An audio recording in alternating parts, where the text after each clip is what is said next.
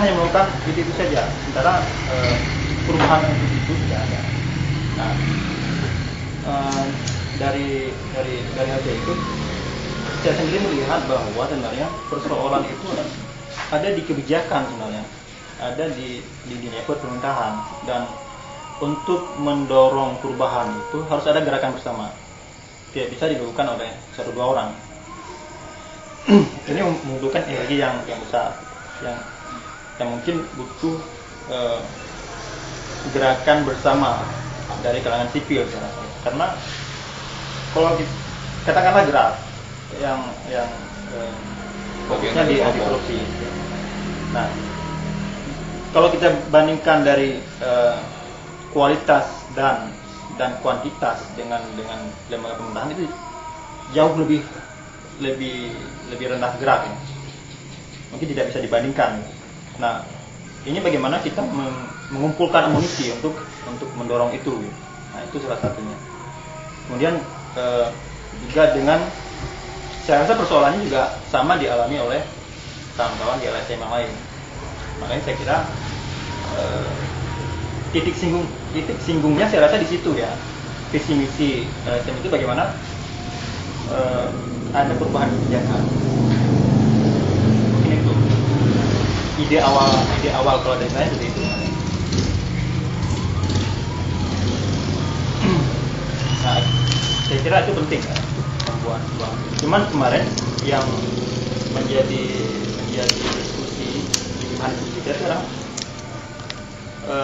karena melihat pengalaman yang lalu juga, karena kita sudah berupaya menggagas atau punya sebuah koalisi atau semacam jaringan di Aceh Barat, tapi ternyata itu tidak jalan. Nah, mungkin yang menjadi diskusi kemarin itu bagaimana ini bisa jalan, formatnya itu bagaimana.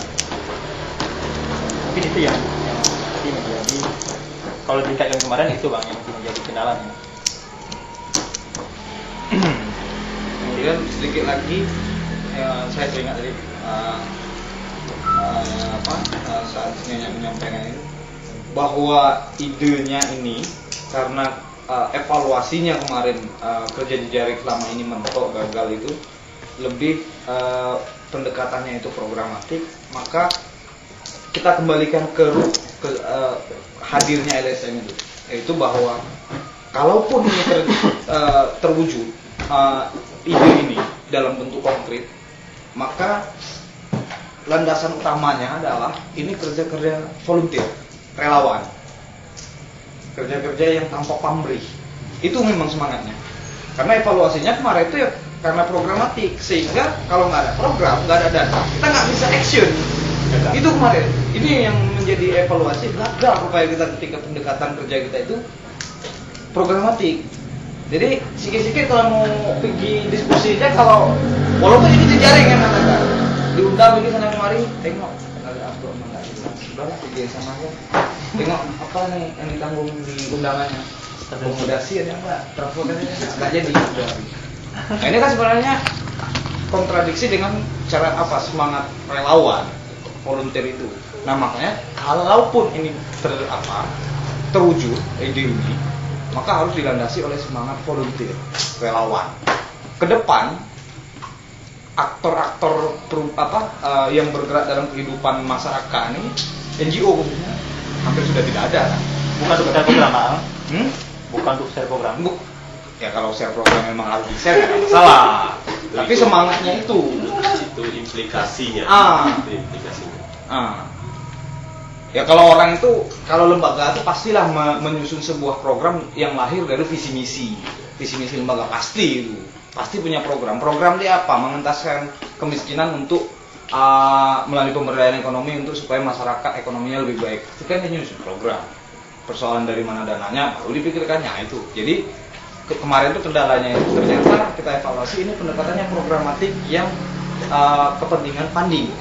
Maka ke depan kalau ini jadi terwujud harus dilandasi oleh volunteer, semangat kerelawanan. Ya memang kadang-kadang kita bicara pada tataran yang abstrak, itu sulit, tapi itulah yang sebenarnya yang tidak ada, yang sudah tidak ada di kalangan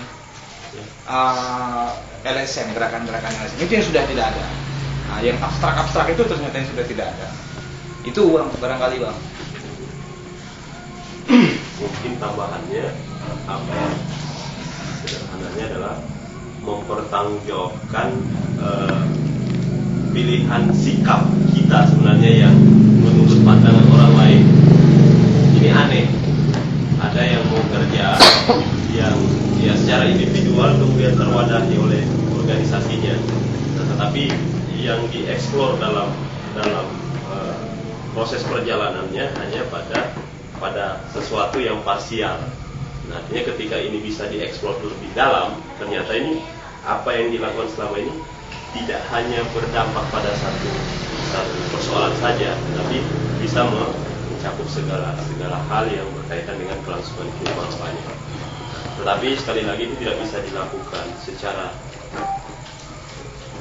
organisasi, tetapi ini harus dibutuhkan semacam langkah bersama ya, paling tidak untuk mempertanggungjawabkan itu posisi individu maupun kelembagaan, saya kira. Itu sebenarnya kami datang ke sini karena evaluasi teman-teman ya hanya kita saja yang bisa kumpul sebenarnya dalam konteks membicarakan banyak hal walaupun karung bocor segala macam, tapi punya makna paling tidak begitu. Makanya kami datang ke Bang Jalil untuk kira pendapat dari apa yang teman-teman sudah diskusikan yang apa layak atau misalnya tidak layak, mungkin kita pertimbangkan dulu. Iya, maksudnya ada pembicaraan setelah itu. Di forum gabungan sebuah forum LSM. Satu lagi ini. Ingat aku dari Pak Dekan ini. Jadi kalaupun terwujud, ini bukan melahirkan lembaga baru. Iya. Karena evaluasi kita tingkat Aceh, koalisi Indiwaham itu kan ada di pada Aceh. APR, koalisi. APR enggak. Tapi oke lah, kita anggap lah. Koalisi lah yang paling mudah. Itu sebenarnya ide awalnya itu barangkali seperti kita. Tapi ternyata malah mereka sekarang mengawal program sendiri. Jadi orientasi bukan seperti itu maksudnya. Kalaupun ada, ini bukan hadir untuk menentukan lembaga baru, bukan. Lembaga yang sudah ada itulah kita kawal. Ada LBH capek kerja ke sana kemari, kayak mana caranya kita kawal LBH, kita bantu LBH. Ada gerak yang memang asli pendirinya dan pelakunya itu orang sini dan hadir untuk masyarakat sini. Dan diprediksi akan selamanya ada di sini, bagaimana mereka bisa efektif, kerja-kerjanya bisa diimplementasikan dalam bentuk kehidupan pemerintah. Nah itu, tapi makanya ini bukan melahirkan lembaga baru. Kemudian satu lagi evaluasinya bahwa kalau ini terwujud, harapannya ini menjadi sebuah institusi kaderisasi. Ini apa nih Bang? Bentuk kritis nih sebenarnya. Kritis kami. Regenerasi Abang itu menurut kawan-kawan, saya juga enggak berdasarkan data kawan-kawan. Kami yang di bawah senior ini kami nggak pernah dibimbing. Kami nggak pernah dikader. Bagaimana sebenarnya gerakan LSM itu? Yang senior usia dan apa segala macam, mereka itu menurut kawan-kawan asli sini yang dulunya sudah sejak awal. Kami dilupakan bagaimana sebenarnya cara kerja LSM, bagaimana apa kehadiran LSM itu sebenarnya di masyarakat, untuk apa dia hadir, apa nilai-nilai yang diemban oleh LSM ketika dia orang bergabung dalam LSM dia sehingga dia tahu. Inilah bentuk kaderisasi, harapannya ini menjadi kaderisasi. Ketika kita suatu saat nanti sudah tidak mampu secara fisik, sudah tidak punya kekuatan secara ekonomi, ada kader ketika kita mangkat yang meneruskan estafet ini untuk mewarnai kehidupan.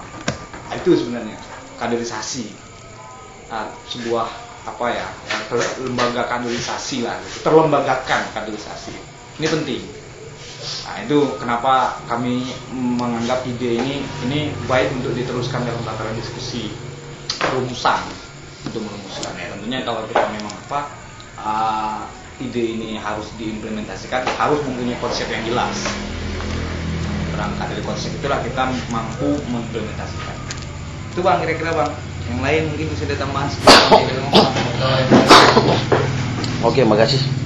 Rekan-rekan yang disampaikan. Ya, saya coba merefleksi beberapa peristiwa yang lalu, yang seingat saya mungkin ya, pada tataran ya, penjajahan Belanda ya, para nenek kita dulu kan memperjuangkan kemerdekaan. Setelah kemerdekaan ya, para generasinya ya mengisi kemerdekaan ini sesuai dengan pedoman waktu sekolah kita dulu pada terampi 4. Nah, kecil. Jadi dalam hal ini kemudian lahirnya perang di ITI, kemudian lahirnya ya PKI, kemudian responden 66 segala macam, responden ya malari segala macam ya, terus sampai ke reformasi. Dan saya dengar informasi di media kelompok reformasi pun sudah muncul sekarang di Jakarta. Di dalam hal ini, seingat saya di daerah kita pernah memunculkan dulu pada saat reformasi salah satu bab beraksi yaitu KAGM, Kesatuan Aksi Gerakan Moral Barat. Kemudian setelah itu ya aksi kedua kita lahirkan Kagempar waktu itu, bersama kawan lahirlah Kagempar. Akhirnya setelah lahir Kagempar, pulang ke kawan dari Banda Aceh ya menjalankan Kagempar ini. Setelah menjalankan ya mungkin ada salah kiri kanan sedikit sehingga ya mungkin ada collab pada saat itu.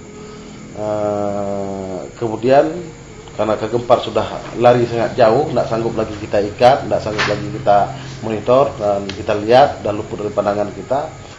Waktu itu kita melahirkan bersama-sama dengan kawan FPPRD, Forum Pengimbang Pemantau Reformasi Daerah waktu itu. Ya jalanlah sebentar, nggak lama juga, kemudian bubar kembali. Kemudian tergagas kembali pada saat itu kantor kami masih di Jalan Gurute juga. Waktu itu lahir kembali Simpul Masyarakat Sipil Aceh Barat waktu itu. Berjalan juga hampir setengah tahun lah kita bilang berjalan. Kemudian collab kembali. Gitu. Kemudian sampai akhirnya terjadi tsunami. Setelah terjadi tsunami, kemudian pasca tsunami kita melahirkan lagi kembali PPM, Forum Pemantau Masyarakat. Waktu itu ya, sekitar 7 lembaga melahirkan itu masalah saya. GSF, GML, Papan, PBHAM, YAPK, Anissa.